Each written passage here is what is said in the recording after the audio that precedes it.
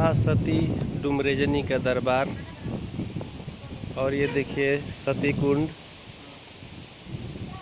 यहाँ पर हर भक्त का मनोकामना पूर्ण होता है, जो सच्चे मन से माँ को पुकारता है, उनके दरबार में आता है।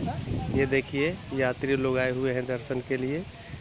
इस कुंड में नहाने से हर दुख से मुक्ति मिलता है। माँ का अद्भुत लीला है।